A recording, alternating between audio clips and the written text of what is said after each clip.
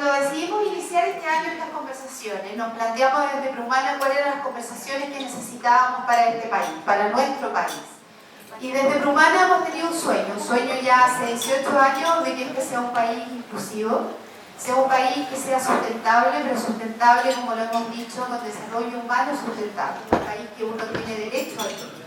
Y en eso tenemos un trabajo todos por hacer, tenemos que aportar desde el lugar que nos toca.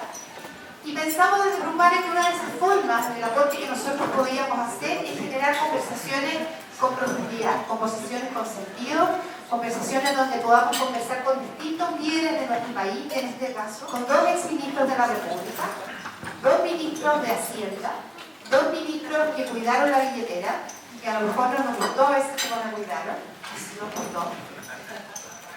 Una de las preguntas que queremos hablar con ellos, ¿qué significa la sustentabilidad? ¿Cuál es la sustentabilidad que tenemos que construir?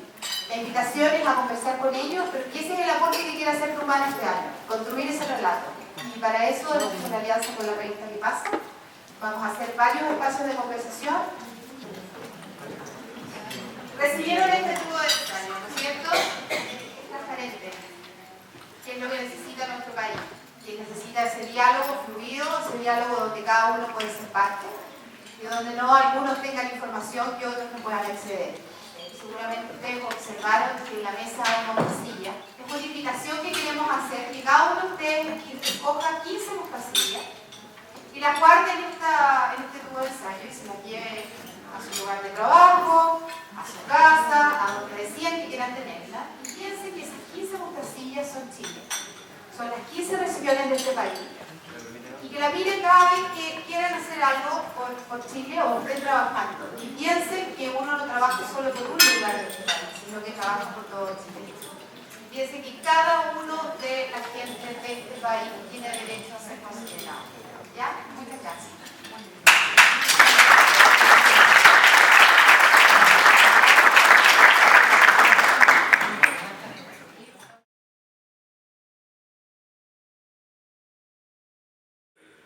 Este país ha progresado mucho, pero tiene muchas irracionalidades, tiene cosas que no son ni el capitalismo ni el socialismo, sino son cosas que la gente no se ha puesto a meditar, a conversar y a construir en conjunto y que podrían resolverse. Tú tocaste uno muy fuerte aquí que tiene base ética, que es la transparencia. Todavía no se sabe bien cómo son las cosas, qué pasa en cada sector, o cómo es la combinación de factores en la política que hacen que una ley vaya para allá o vaya para acá, y eso que tenemos un parlamento donde estas cosas deberían ser muy discutidas, muy abiertas, muy evaluadas, muy pensadas y participativas.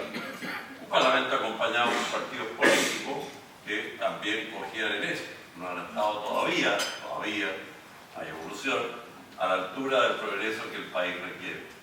Y por supuesto, tercero, tenemos una discusión del ingreso, que exagerando un poco, voy a citar a un ex profesor de los dos, por lo menos fue mío, debe ser re viejo ya. Lance Taylor ha sido un buen profesor de MIT, decía, Chile se parece mucho a Brasil, es Bel-India, tiene un Bélgica mezclado con una India. India es un país de mucha desigualdad de ingresos, Bélgica es un país moderno, muy equitativo. Entonces tenemos por lo menos esas 3 cosas. Pero veamos de dónde venimos y dónde estamos. Y ahí yo soy un poco más optimista. Creo que hace 30 o 25 años era un país, 40, un país bastante estancado. Hemos tenido la oportunidad, la suerte, como se quiera, la buena suerte, la chance de poder viajar y ganar mucho. Y uno ve países que están metidos en una trampa de suma cero. Lo que yo voy a obtener, te lo tengo que quitar a ti. Lo que tengo que lograr, no hay institucionalidad vigente, tengo que ir por los lados. Un ejemplo concreto que yo vivía de joven, de niño, ustedes son jóvenes, pero hasta de niño, era de repente ir, con algún tío seguramente, a visitar el ministerio y ver la sala de espera llena, y de personas desde muy lanudas a menos pudientes y más humildes. Eso hoy día ha desaparecido, ha tendido a desaparecer. Ya las salas de los ministros no están llenas a la espera del obispo. Y eso sí, en cambio, sigue siendo una realidad en nuestro vecindario, aquí en Latinoamérica. Hay algún progreso de institucionalidad. Y tercero, se quiera o no, por lo menos en la macro, eso que no le gusta mucho a la gente, las cifras están más sólidas y este país es mucho más estable. Antes uno no sabía si la inflación iba a ser 30 o 300% y si el desempleo iba a ser 5 o 15 o 20%. Hoy día está todo más acotado. Y eso es un progreso que, si bien es muy intangible, lo han construido todos los chilenos. Desde los gobiernos a los políticos, ciertamente los empresarios, que son la base del país, y los trabajadores. Por lo tanto, eso no debemos olvidarlo, pero eso tiene un doble cariño, porque genera una tensión. Si al país le ha ido mejor, yo puedo aspirar también a pedir más, exigir más y lograr más. En mi calidad de vida, que es donde partí, en la distribución del ingreso y la equidad, y era una idea más inteligente de hacer país, que es una cuestión más de racionalidad. Lo que Aristóteles llamaba la inteligencia de la Sofía, parece el nombre de mujer, pero es con PH, que quiere decir una inteligencia intelectual de racionalidad mínima para hacer las cosas mejor. Estar acá me recuerda que la primera cosa que yo hice como ministro de Hacienda en público fue ir a un evento de Prohumana, al que me invitó la Sole, cosa que para mí fue muy interesante. Me valió muchas críticas de los amigos de ICARE y de Casa de Piedra, que decían: ¿por qué este caballero va a hablar con esta gente de las ONG y no con nosotros, que somos los dueños del circo? Una sociedad buena es una sociedad en que la gente puede vivir la vida que elige vivir y no la vida que le tocó. Y en ese sentido muy básico, Chile todavía no es una sociedad buena. Hay demasiada gente aquí en las circunstancias de su cuna, de su barrio, de su apellido, de su grupo étnico, de si vive en Santiago o en regiones, su orientación sexual, su discapacidad, los condenan a una vida que no quieren vivir. Y eso sigue siendo una realidad. Ahora, tampoco quiero ser catastrofista. Me gusta lo que dijo Eduardo, que para avanzar hay que avanzar desde la base de lo construido. Y creo que cualquiera de nosotros, si se pone la mano en el corazón y nos preguntamos hoy, comparado con lo que Chile fue hace 20 o 25 años atrás, ¿somos un país más libre? Lo somos. ¿Somos un país con menos temores, con menos traumas, con menos miedo? Lo somos. ¿Somos un país más próspero? No para todos, pero en muchas dimensiones también lo somos. A la Sole le gusta hablar, y gente prohumana, en la invitación que nos hacían, es una invitación a hablar de un capitalismo consciente, donde yo subrayo la palabra consciente, pero también la palabra capitalismo, o economía de mercado, pongan ustedes el título que quieran. Y el dato básico, que para bien o para mal, esa es una manera de organizar la vida económica que en Chile hoy día está bajo gran ataque. Y a mí eso no me gusta. El mercado, como una manera de asignar recursos, tiene un papel que jugar en cualquier sociedad que progrese. No hay sociedad en la historia humana que se haya vuelto realmente próspera sin que el mercado o el capitalismo juegue algún papel. No podemos discutir qué papel, pero algún papel. Y uno de los problemas, ciertamente no el único que nos acecha hoy en Chile, es que esta manera de hacer las cosas ha perdido legitimidad. Y ha perdido legitimidad no por casualidad, ha perdido legitimidad porque en nuestra variedad de economía de mercado, nuestra variedad de capitalismo, subsisten demasiados malos hábitos, o lo que a mí a veces me gusta llamar demasiadas malas prácticas. Y para pensar el problema, primero que nada hay que articular. Creo que una de las cosas que recién en Chile empezamos a articular es que esta es una sociedad en la cual se discrimina regularmente. Se discrimina, primero que nada y antes que todo, en la entrada a los colegios. Y este es uno de los asuntos que yo echo de menos en la discusión educacional que viene.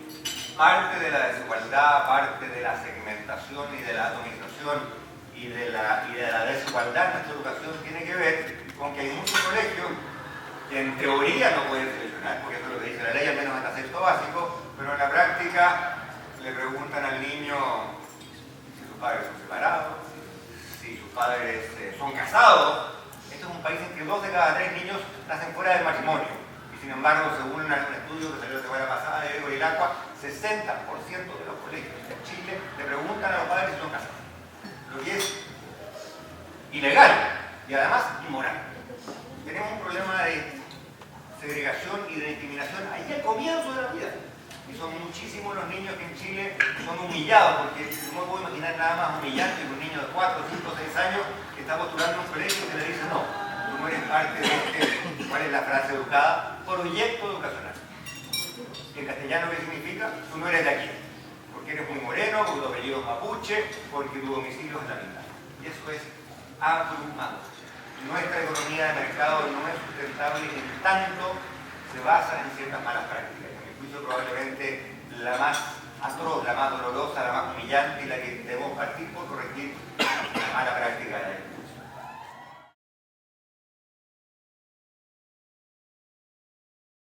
Algunos creen que la alternativa es más Estado, y yo creo que estamos caminando para allá, para algún más Estado. Yo como ex hombre público lo miro con una cierta distancia, porque ya recorrimos un poco ese camino, en varios otros ciclos de nuestra historia. Y claro, se pueden lograr algunas cosas. Yo creo que es evidente que necesitamos algo más de impuestos. Podemos discutir cuánto, pero es evidente que sí. Y es evidente que tenemos que tener mucho más políticas públicas en ciertas áreas donde los bienes comunes han sido perjudicados, atrasados. Y segundo, más Estado, ¿para qué y para quiénes? También hay que preguntarse eso por los temas que decía Gasol y Andrés. Un Estado que a veces anda por una vía no muy transparente. Y este es el tercer actor. No es ni el Estado, ni es el capitalismo privado, la empresa privada pura, es la organización civil. Las organizaciones sin fines de lucro, las fundaciones, los elementos como ProHumana, toda la red de organizaciones e instituciones sociales que está de alguna manera entre medio del individuo, la sociedad y el Estado. Y esa es una diferencia sustancial y total con el modelo sea americano, que no lo ven ahí como A, o el europeo en todas sus variantes. Es decir, allá prolifera y es muy importante este tercer actor. Entonces, por ahí a lo mejor hay algunos caminos o soluciones que se pueden ir buscando, sobre todo para la sostenibilidad, para una visión de largo plazo y no cortoplacista, sea por las elecciones o sea por la ganancia del trimestre para el bono. Algo más largo, más de concepto. Primera parte de mi respuesta, Sole. La política puede hacer mucho más para acercarse a los ciudadanos. Y una política que es más receptiva, que es más sensible a los ciudadanos, puede ser también una política que no necesariamente caiga en el gran pecado potencial de la política de América Latina, que es el populismo. Porque la sustentabilidad tiene que ver con lo que pasa en el largo plazo. Y el gran pecado de la política de este continente es que muchas veces nos quedamos enredados en el corto plazo. Y muchos de los debates tienen que ver con quién paga la cuenta, tienen que ver cuando uno está en la vida pública, el 80% de las preguntas que uno le hace, oye, el diputado tal dijo tal cosa, y usted que le responde, y así nos vamos a codazos y a golpe, y los temas de largo plazo muchas veces quedan de lado.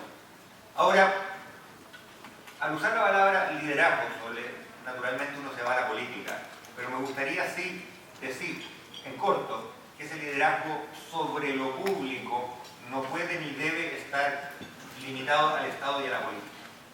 Porque para que este debate avance, también tiene que haber liderazgos de otros sectores. Una cosa que en Chile se echa de menos es un liderazgo mucho más activo del mundo empresarial en este país. Por ejemplo, en Chile tenemos un serio problema de corrupción. Hay prácticas anticompetitivas. Hoy día la sabemos, hace 20 años no la sabíamos. ¿Por qué hoy día la sabemos? Porque tenemos una ley que le dio mayores facultades de investigación a la Fiscalía. Ley que a mí me tocó tramitar y que dicho sea de paso, fue un lío aprobar porque mucha gente que hoy día la celebra, entonces decía, no, ¿para qué? Si el mercado se equilibra y se regula solo, pamplinas. Pero seguimos teniendo problemas. Y esos problemas son en buena medida los pollos, los buses, la farmacia, lo que la gente ve en la tele, y han conseguido concluir que el sistema de mercado es injusto y es abusivo. Qué bueno que sería, por ejemplo, y esto se lo he dicho a la gente de los gremios, así que no estoy cometiendo ninguna gran infidencia aquí, qué bueno que habría sido que ante esa realidad los primeros interesados en corregirlo fueran los mismos empresarios. ¿Por qué, me pregunto yo, no hay una propuesta del mundo empresarial para fortalecer la Fiscalía Nacional Económica? Porque no hay empresario que no diga que le gusta la competencia, ¿no es cierto? Bueno, pasemos del dicho al hecho. Si le gusta la competencia, promovamos la competencia. Y la competencia, ¿cómo se promueve en Alemania, en Canadá, en el país avanzado que sea? Teniendo instituciones pro competencia, antimonopolio del Estado, que tengan así de grande el colmillo, que tengan facultades para indagar y también para castigar. Aquí, lo público no se limita al Estado. Lo público tiene que ver también con las decenas de miles de instituciones intermedias, ONG, sin fines de lucro, que trabajan en los más diversos ámbitos. Y creo que esto es algo que en Chile, de nuevo, estamos recién empezando a constatar en la esfera, digamos, de lo que se discute en los medios. Ustedes que han trabajado en el tema lo saben muy bien. Y creo que también ese liderazgo, que no es del Estado, que no es de los privados, sino que es del sector sin fines de lucro, va a ser cada día más importante. Gracias.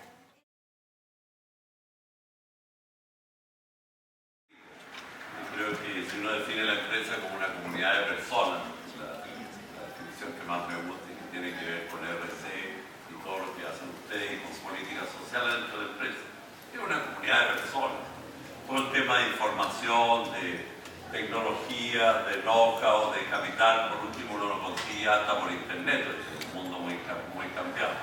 Pero en esta comunidad de personas que se toman riesgo y que se enfrenta a un escenario incierto, no se sabe si va a ir bien, va a ir mal, hay mucho esfuerzo detrás, lo principal es la toma de riesgo. Y en la toma de riesgo está el tema del líder. Yo estoy convencido que el líder de una empresa o los líderes de una empresa a cada nivel marcan la cultura empresarial. Si un gallo llega y se levanta y entra a la empresa y no saluda a nadie,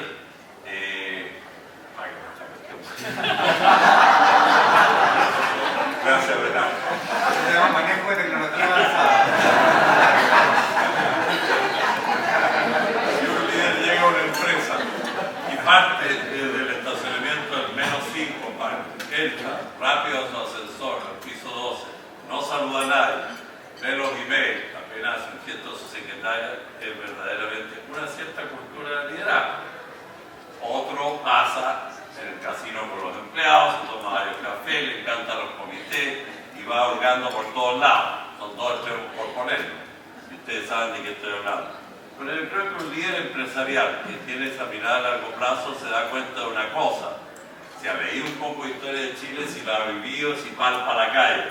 Y las cosas están cambiando fuerte. Nosotros estamos ahora un poco más desacreditados, a pesar de que hicimos mucho. El Estado se va a meter más fuerte en toda la vida. ¿Por qué no yo tomo la iniciativa y hago política redistributiva al interior de mi empresa? Al interior de mi empresa.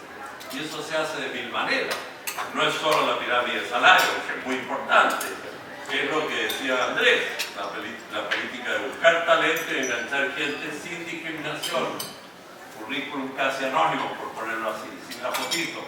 Desde ahí para adelante, entrevista con headhunter, no por amiguitos, etc.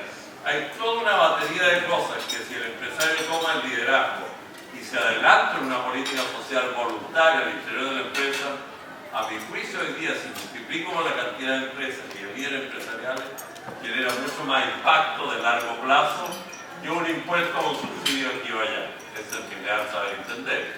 Ahora, ¿cómo llevar ese mundo empresarial más frío, más de la obligación del bottom line? Porque eso hay que decirlo. Vamos a hablar aquí muchas cosas bonitas y aparecen los ángeles de la creación. Pero si al final del año las cifras siguen en rojo y en rojo la empresa se va a cerrar, ni siquiera va a haber empleo. Entonces también seamos realistas, construyamos desde una plataforma realista. Pero si esa política social se empapara de RCE, de lo que tú practicas y postulas en estos mandamientos que me leí por segunda vez anoche, que están re buenos, me gustaría saber el redactor de estos mandamientos. Maravilloso. Si se practicara esto en cada una de 1.200.000 empresas registradas en los registros del INE, de las empresas chilenas, tendríamos otro país. Y esto no es un salto al infinito, es un salto realista y progresivo. Ahora tú me hablabas de reforma tributaria, ok, hablemos, tal vez un poquito más adelante. ¿Por qué? Porque la reforma tributaria, y no me voy a correr, voy a dar opiniones, es un tema importante, pero antes que eso yo encuentro que con el diálogo que llevamos es mucho más importante lo que ahora veo aquí. Al fondo veo un señor canoso que se come un sándwich, que preside una fundación educacional cultural. Bueno, la Fundación Montaque me parece que se llama. Bueno, si esa fundación empieza a hacer algo significativo, sustantivo, en el tema de cultura, también la cultura del país está permeando la sociedad que queremos, las aspiraciones que tenemos, las expectativas que generamos y cómo nos comportamos unos con otros. Entonces, miremos lo que están haciendo ahí, incorporémoslo a la empresa. Y aquí me encuentro con un viejo amigo que no veía hace tiempo, mira atrás, eres tú, joven, yo soy viejo, él es joven, nuestra amistad eterna. Este señor, sin muchos conocimientos empresariales y con re poco capital, ahora prácticamente, junto con Julio Poblete, me acuerdo que se llamaba, crearon Fundación Biparque. Y Fundación Biparque no tuvo nada que ver con el estado de las empresas al principio, fue una idea civil, de sociedad civil. Dijeron, mala política pública para los entornos. La gente, desde la más humilde a la más ricachona, mira de la puerta para adentro. No se preocupa de lo que pasa afuera. Bota la basura, pasa rápido, elude sus obligaciones sociales. Inventaron parques en conjunto con la comunidad, preguntándole a la gente qué tipo de plazo parque quería. Consiguieron nunca de la empresa privada, conquistaron las municipalidades, bastante difícil de conseguir. Y hoy día han hecho experimentos de este tipo, sociales, de bienestar y de largo plazo y de sostenibilidad en 5, 7, 8 comunas. Entonces, esos son dos ejemplos de los cuales me gustaría que habláramos más, porque ese es el tercer actor con ustedes que me falta. Mientras no lo incorporemos, no vamos a llegar al patrón europeo, nos guste o no, y nos vamos a quedar siempre en esta cuestión de Estado, privado, impuestos, subsidios. Yo no estoy tan seguro que la empresa en Chile siquiera haga bien su rol de empresa en el sentido más tradicional. Incluso antes de hablar de las otras responsabilidades. ¿Y por qué digo esto? Porque si nos atenemos a la idea del empresario no como el señor muy rico en el club de golf, sino como el que inventa nuevos productos y nuevos sectores y penetra nuevos mercados, la verdad, con la mano puesta en el corazón, es que en Chile no hemos avanzado mucho. Miren ustedes lo que exporta Chile hoy. La canasta exportadora de Chile, el cobre, el salmón, de la fruta, del vino, etc. Y miren la canasta exportadora 10 años atrás, 20 años atrás, 30 años atrás, 40 años atrás. Es exactamente la misma. Esta es una economía en la cual ese concepto central de la actividad del emprendimiento, cuál es la innovación, la verdad es que está bastante procesada. Yo esto lo vi en carne propia, porque cuando unos ministros de Hacienda, Eduardo lo sabe muy bien, le toca andar con su PowerPoint en el bolsillo, ¿no es cierto?, vendiendo a las políticas y al país. Y cuando yo llevaba mi PowerPoint a algún foro internacional, me echaba mi rollo y llegaba el momento de la pregunta, siempre, en Canadá o en Australia o en Bélgica o incluso en Brasil, las preguntas tenían que ver con innovación, con patentes, con el costo del internet, con el régimen de propiedad intelectual. Agarraba el mismo PowerPoint, lo llevaba a Casa de Piedra y no recuerdo una vez. ¿Cuántas veces un ministro de Hacienda va a Casa de Piedra? 4 veces al año, por 16 presentaciones. No recuerdo una vez que alguien me preguntara por propiedad intelectual, por innovación, por patente, por costo del internet y por todas aquellas cosas que son de raíz de procesos de innovación. ¿Es la verdad? Es la verdad una y simple. Chile es un país en el cual se pudo ganar mucha plata con los recursos naturales, porque tuvo un tremendo boom de recursos naturales, y se pudo ganar mucha plata comprando empresas privatizadas que tenían grandes ganancias de eficiencia y modernizándolas.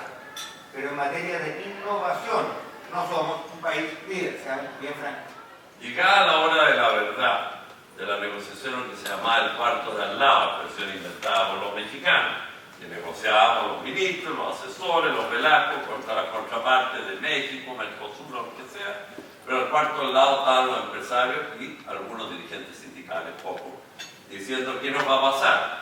Llegada la hora de la propuesta y el apretón final, nunca rechazaron finalmente su acuerdo, a pesar que muchos sectores sí los perjudicaron en el corto plazo, porque se dieron cuenta que a la larga las ventajas eran mayores que las desventajas, sobre todo desde el punto de vista del país. Entonces en esto soy un poco más optimista, creo que le falta a los empresarios, es algo casi psicológico freudiano. Los empresarios son buenos gallos, pero son desordenados, son como si uno va a un jardín infantil. A veces voy a dejar a mis nietos, están los cabros con los lápices, le meten al lado el lápiz y se les cae el cuaderno y la tinta se chorrea y todo. Entonces le falta siempre una especie de llamado a la organización, o llamado al impulso, o llamado al compromiso. Creo que este gobierno incluso debe hacer pronto ese llamado. Y ahí, de alguna manera rara, se organizan y salen para adelante. Son muy activistas, pero les falta ese llamado. Mientras uno no se lo haga, son un jardín infantil desordenado y un poco oportunista. Ahí tenemos a alguien que quiere hacer una pregunta. Súper corto. La reforma tributaria. El Estado de Chile va a necesitar más plata por varias razones. Primero, porque el gobierno Sebastián Piñera dejó un déficit estructural de un punto de PIB. No lo invento yo, son las cifras oficiales. Segundo, porque el precio del cobre a largo plazo al parecer va a la baja. Yo no tengo bolita de cristal, pero así lo sugieren todos los expertos. Y tercero, porque hay necesidades adicionales que cuestan plata. Y una de las cosas que tanto Eduardo como yo tenemos metido en la cabeza y en el corazón y que es un principio de la buena finanza pública es que a mayores gastos permanentes, mayores ingresos permanentes. Ofrecer beneficios sociales sin el respaldo presupuestario es un engaño, ¿no es cierto? Y por lo tanto yo celebro que en Chile seamos un país en el cual cuando hablamos de mayores gastos hablamos inmediatamente como financiación. Creo que eso fuera política. Eso es lo primero. Lo segundo, creo que el gran desafío es recaudar más manteniendo los incentivos al ahorro e inversión. Y eso requiere una arquitectura fina y un detalle fino de la reforma. Porque Chile es un país en el cual, no nos engañemos, a pesar del auge del cobre y los commodities, somos un país de ingresos medios. Y si queremos ser un país de ingresos medios altos, vamos a tener que ahorrar más y vamos a tener que invertir más, ¿no es cierto? Y por lo tanto hay que ponerle atención, podemos estar en los tecnicismos, a cómo si se cambia el sistema, se preservan los incentivos para seguir ahorrando, para seguir invirtiendo. Déjenme decirlo de otro modo, y aquí voy a poner técnico por 30 segundos. Chile es un país que tiene un déficit externo en cuenta corriente como de 3,5 puntos del PIB. Eso es la diferencia entre el ahorro y la inversión. Si queremos seguir invirtiendo lo mismo y ahorramos menos, bueno, ahí va a poner la plata, ¿cierto? Y una de las cosas que sabemos es que la política de endeudarse con el extranjero a largo plazo suele traer problemas, si no pregúntenle a muchos países de esta región. Entonces, ahí hay un poco de atención que hay que mantener. Y la tercera cosa que me gustaría decir, y esto es casi una expresión de esperanza, es que ojalá que el debate que tengamos sea un debate acerca del interés general y no de intereses particulares. Algo que no me gusta, y esto lo digo de todos los lados, es que uno escucha voces indignadas que dicen, no, sabe que mi sector le van a tocar el bolsillo. Y cuando los países reducen su debate nacional a la defensa de intereses sectoriales, los países van por la camino. Recuerdo que hace unos años, en una lectura, aprendí algo que para mí fue muy importante, que el impuesto es la primera expresión que uno tiene de gratuidad como ciudadano, es ese sentido de bien común, donde uno ve que a través de sus impuestos está haciendo un aporte para esa construcción, que obviamente uno se va a beneficiar con eso, pero también está pensando en el otro, en ese colectivo de sociedad. Y tengo la impresión que esa discusión nosotros no la tenemos. No, y tiene que ver tal vez con el libro que tú mencionabas, con esos sentidos éticos de la responsabilidad, de las virtudes cívicas que requerimos para construir una sociedad buena, una sociedad en que la gente no tenga la posibilidad de ser niños pequeñillos. En el primer encuentro de Icares hablaba de decir, ¿cuándo vamos a terminar con la ilusión óptica que tienen muchos chilenos de un país que parece un país, que parece maravilloso, pero en el fondo es una ilusión para muchos? Es la otra parte que me falta y tengo dos salvedades, donde vamos a 2 puntos del producto y que cuesta conseguir. Primero, se dice, bueno, se necesita más plata para el Estado. No lo digo, sin financiamiento no se puede hacer nada. Pero contra un proyecto de reforma educacional no hemos conocido realmente nada. Yo me imaginaba para atrás en el gobierno de Frey o en el de Elwin o cualquiera de los anteriores, si yo hubiera ido al Parlamento y diría, denme 2 puntos al PIB, 5.500 millones de dólares, contra un proyecto que no ha llegado, ya va a llegar, tal vez 100 días, y que en realidad no sabemos si es para preescolar, para media, sabemos que es mucho para universitaria, pero no sabemos si es para estatal, privada, sostenedores o no, lucro o no, etc. Es una cuestión bastante audaz. Nadie duda que hay que hacer una reforma educacional, nadie está a la duda. Nadie duda que hay que gastar como país más en educación, pero por lo menos colocamos la arquitectura básica del proyecto. Por lo tanto, ahí yo tengo una salvedad, me habría gustado discutir. Esos dos puntos del producto a la par, con al menos la arquitectura básica del proyecto educacional, al menos semi-montada. Y hoy día, para ser sincero y hablar en chileno, no existe. Se ven muchas reuniones, los pronunciamientos varían según la semana, a mi entender, a lo mejor leo mal y si así pido disculpas. La carrera promedio en Chile, hasta el momento del joven o la joven recién cartón, son 6 años y medio. Por eso el promedio de la OECD son 4 años y medio. Y hablando de plata, esos 2 años y medio, vaya que cuestan, ¿no es cierto? Pesan en el bolsillo.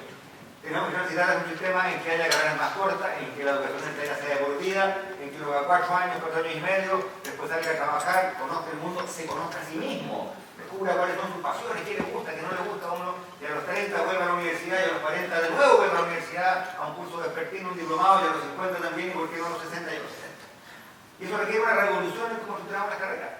Pero vaya usted a plantearle al coach, ¿no es cierto? ¿Por qué? Porque la discusión es de plata. Entonces, creo que si vamos a tener una buena reforma educacional hay que poner sobre la mesa una cantidad de cosas que están debajo de la mesa. Y están debajo de la mesa precisamente porque nadie le quiere poner en esa regla. Sí, hemos estado viviendo un déficit que tiene casi 2 siglos o más respecto de cuál es la base de participación en el diseño, identificación de políticas comunitarias desde las regiones para las regiones. Entonces, ese es un primer punto que nos está fallando en los proyectos públicos y privados, casi por común. El Estado chileno, como no es tan grande como se cree, como tiene muchos avatares y presiones como se explicaba, se ha siempre tendido a defender, cualquiera sea la ideología de los dos extremos, a esta idea de delegar poder y de descentralizar a las regiones por causas más bien macropolíticas. Pero eso es un error en el estadio del país que tenemos hoy. Y lo segundo es estudiar y entender más las soluciones que se han ido incorporando en otros países. Por ejemplo, el caso de Nueva Zelanda. En el caso de Nueva Zelanda, se puede conocer empresas dedicadas a la energía geotérmica, que es una energía, claro que se pueda suponer, muy sustentable, muy durable y bastante pura o amigable al medio ambiente, a pesar de la espectacularidad que signifique producir energía desde un aparente choque.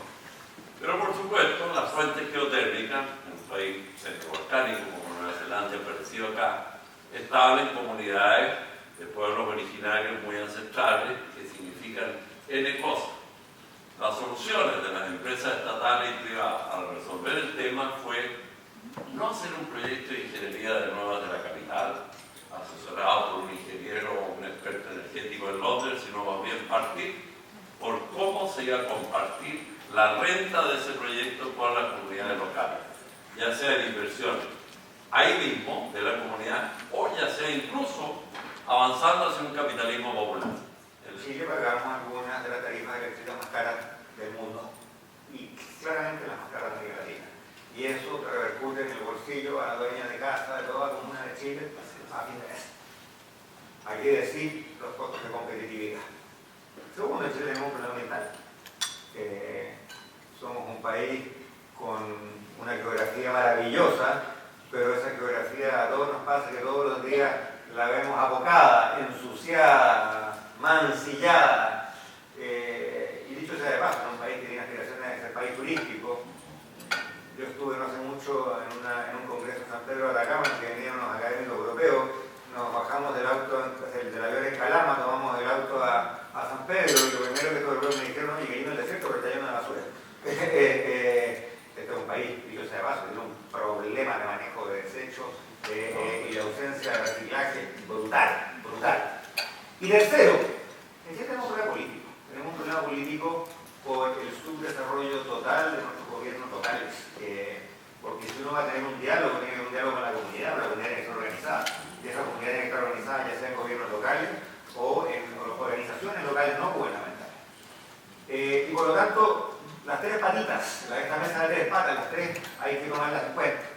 ¿Cómo se resuelve eso? No hay varita mágica, pero estamos llegando un par de ideas sobre la mesa. Primero, en Chile necesitamos una manera de pensar de modo racional cómo utilizamos el territorio. Y de nuevo, en Chile siempre nos gusta inventar la rueda, no inventemos la rueda. Miremos a países que tienen un problema similar. Chile es un país largo, flaco y sísmico. Miremos otros países largos, flacos y sísmicos. Japón. Japón tiene, no uno, tiene 5 mecanismos distintos de ordenamiento territorial. ¿Qué no significa esto? Porque ordenamiento territorial es para los días, todo el mundo usa la basecita. ¿Qué significa?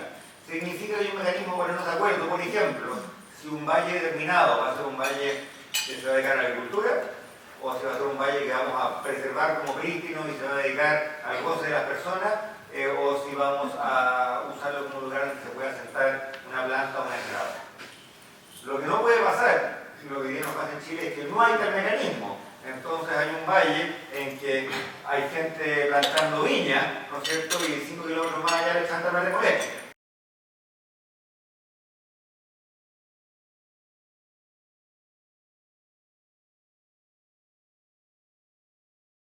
Yo creo que el Estado, nos guste o no, y en eso sí soy muy pro Estado, tiene que convocar el primero para armar estas mesas. Porque los privados están muy dispersos, están muy ocupados, están en otra, como decías tú. Pero no tienen mala voluntad, eso hay que entenderlo. Hay una buena voluntad y también se preocupan por su reputación básica y hay que aprovecharlo.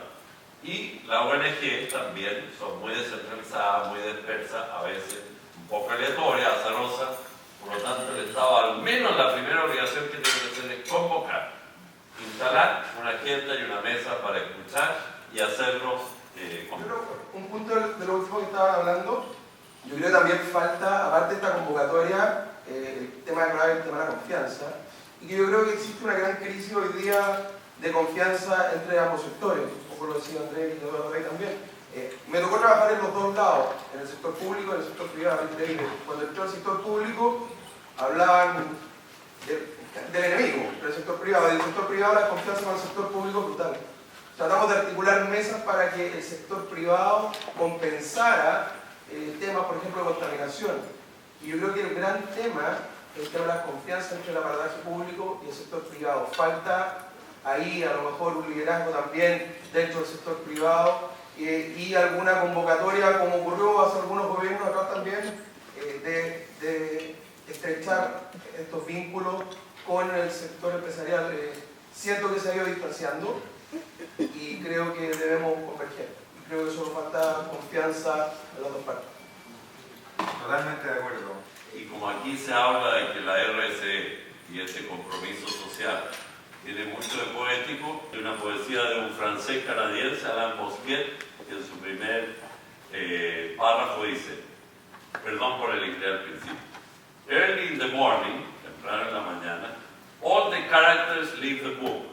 Todos los caracteres se salen del libro. Empecemos a salirnos del libreto. ¿Dónde habían nacido? Con la obligación de vagabundear y recorrer la ciudad, to wander no matter where in the city streets, among real people of flesh and blood and sweat. Para vagabundear y recorrer la ciudad entre gente concreta de carne y hueso. Yo creo que esto es un poco lo que nos pasa.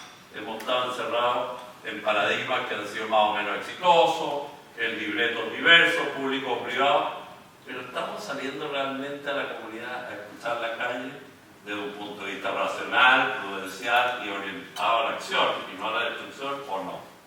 La SODE nos provoca con esto de tomarnos tiempo. Y yo estoy todo por tomarnos mucho tiempo. Pero les quiero recordar a ustedes que tomarse el tiempo para hacer las cosas es un lujo. Y hay demasiada gente en Chile que no tiene ese lujo. La calidad de vida como tema de futuro va a ser muy importante. Y la calidad de vida a veces se confunde con una cosa muy elitista, ¿no es cierto? Que me hagan un participar en Vitacura. Pero la calidad de vida tiene que ver precisamente con eso, que haya más personas que tengan los minutos y las horas para pensar, para gozar, para estar con nosotros.